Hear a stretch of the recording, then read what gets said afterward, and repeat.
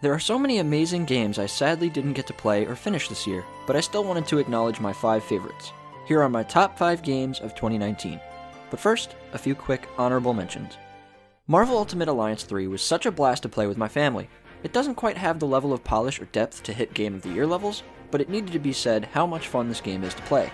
At the end of the day, that's all a game needs to be great, and MUA3 absolutely is. I played a few hours of Sekiro Shadows Die Twice, and I think that's all I needed. I know I won't have the patience to get through all of it, but from what I've experienced, I already know this game is a masterpiece. The combat is fluid and precise, and the satisfaction of finally overcoming a tough fight is unparalleled. I don't think I can take all of the dying that makes that satisfaction possible, but if this kind of game is your thing, and especially if you've enjoyed From Software's past games, I highly recommend trying out Sekiro. My lord, I have come for you. So the noble shinobi stands in our way. Death Stranding is a game that I really want to get back to and finish. I deliver enough packages in my day job, so I think I just got a little tired of it and had to take a break. In all honesty though, Death Stranding is refreshing. It's fun to play a game where ghosts and bandits are just as much of a threat as a river that might sweep you away or a cliff that you're not quite sure you can climb. Not to mention the insane storyline and characters that are typical of a Hideo Kojima game, which has the perfect amount of wackiness and mystery that keeps me engaged and wanting to jump back in.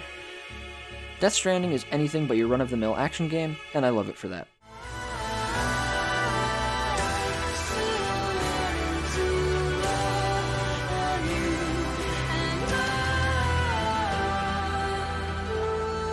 We've had 5 mass extinctions, each caused by an extinction entity. And now it's time for number 6. Now that I mentioned those games that I felt deserved a nod, let's get into the top 5. Just making it at number 5 is Luigi's Mansion 3. The original Luigi's Mansion was a staple of my childhood. The series' newest entry is a perfect blend of nostalgia and great new additions. The ability to have a second player in the form of Guigi was awesome, letting me and my sister reminisce together. And all of the new game mechanics like the rope plunger allow for some fun puzzles and switch-ups to the pace of the game. Some kind of frustrating parts hold it back from achieving the truly classic status of the original, but we had a lot of fun with this game and it definitely earns a spot on the list. What will befall our missing Mario and friends, and his dear brother Luigi? Their fate rests in your hands. Luigi's Mansion 3.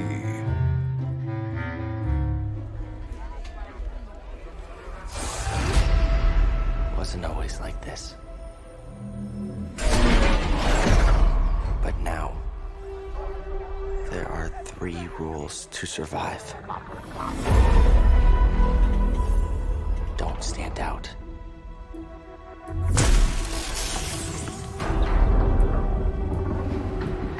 Accept the past.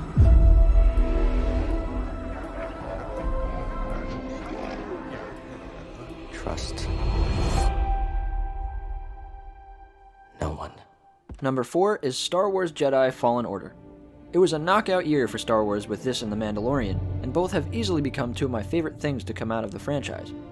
Both have a respect for what came before, but aren't afraid to bring something new to the Star Wars universe. Fallen Order has an excellent cast, an awesome story, and interesting planets to explore. But the game is at its best when playing one of its few, intense lightsaber boss battles. This game excels at what it aimed to do: put the players in the shoes of a Jedi and make it better than we've ever had before. If you're a Star Wars fan, Fallen Order is a no-brainer. And even if you're a casual fan or don't care about Star Wars at all, it's still one of the best games 2019 had to offer. Trust only in the Force.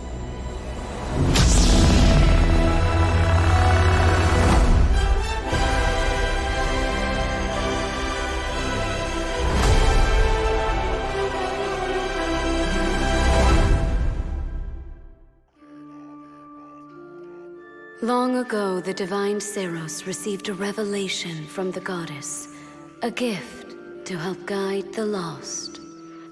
Now, the goddess watches over Fodlan from her kingdom above as the mother of all life, the arbiter of every soul.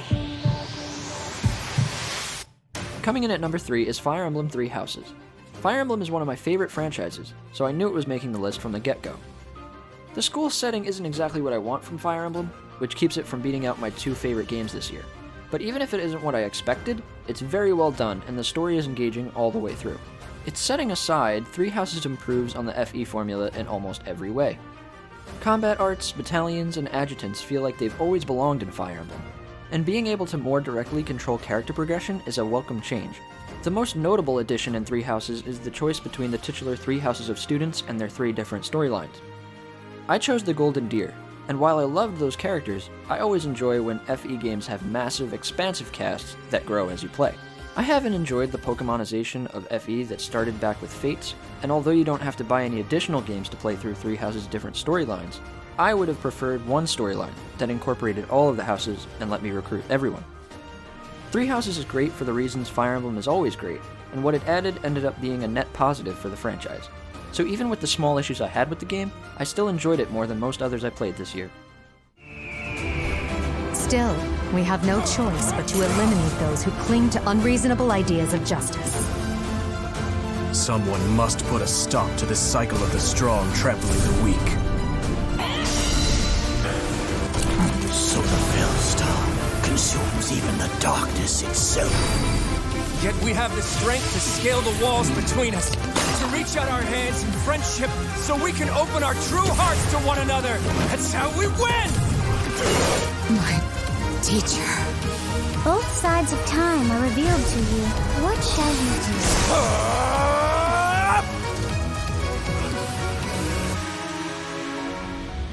Attention, all citizens.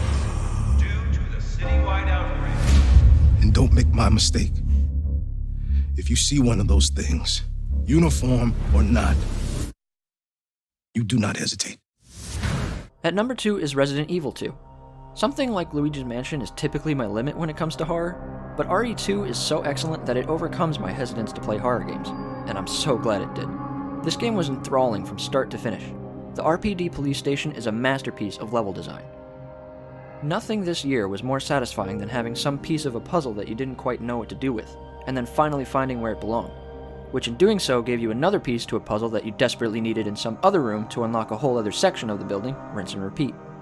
RE2 feels like an escape room in that way, and it sounds insane, but this game probably has the best inventory management of any game I've played.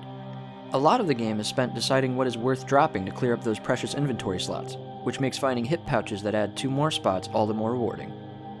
RE2 adds welcome quality of life improvements like turning rooms on your map from red to blue when you've found everything in them, and adding red checks next to items you no longer need, letting you know that you can clear up aforementioned precious inventory space. This turns a couple of things that could have been super frustrating into satisfying little victory moments when you see them. If you are a fan of horror games in the slightest, or even if you just barely have the stomach to play them like me, you have to play RE2 Remake. Will you help me? Of course. It's an impressive display of strength. But we never meant for this to happen.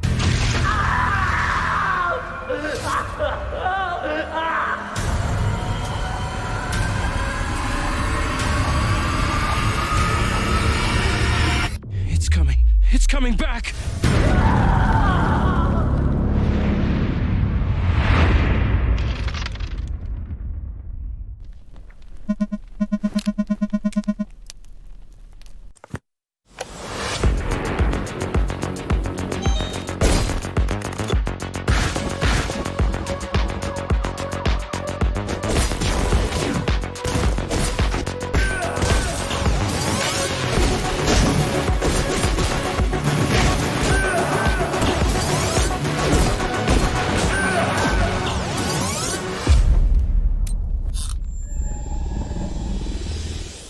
And finally, number 1. My game of the year 2019 is Katana Zero. Katana Zero did something new, and it did it flawlessly. The mechanics of the game intertwine perfectly with the story, and the story reinforces what you're doing in the gameplay. The plot is captivating, and the gameplay is immaculate. I want to tell you why the story is so great, but the way it plays out and the way you slowly discover what is really going on is such a big piece of what makes this game unforgettable that you need to experience it yourself. You'll have to take my word for it that a beautiful pixel art retro-futuristic game about a samurai who slows down time to deflect bullets and take down enemies on his way to assassination targets that are given to him by his psychiatrist is the best game of 2019. To start, Katana Zero is $15 and Devolver Digital is always putting their games on sale, so if you don't have it, then I 100% recommend that you grab it. It's available on PC, Mac, or the Switch, and it is my favorite game of 2019. Maybe someday I'll make an entire video full of spoilers about Katana Zero and exactly why and how it's so excellent. But for now, trust me, and just give it the few hours that it asks of you. You won't regret it.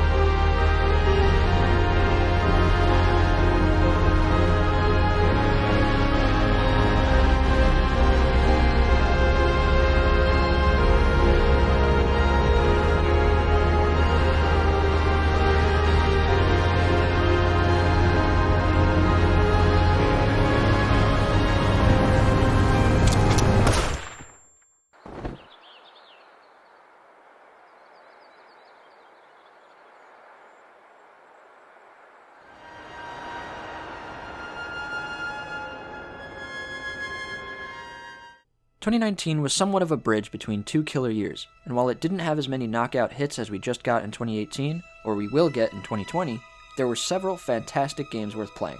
But with 2019 wrapped up, I am beyond excited for 2020. I know for a fact that I'll be making more time for games in 2020 with Last of Us Part 2, Final Fantasy VII Remake, Cyberpunk, Avengers, and so many more must-play games for me coming out. I hope you enjoyed this video and subscribe for everything coming up this year. Thank you so much for watching. I'm Shimshazar, and I'll see you next time.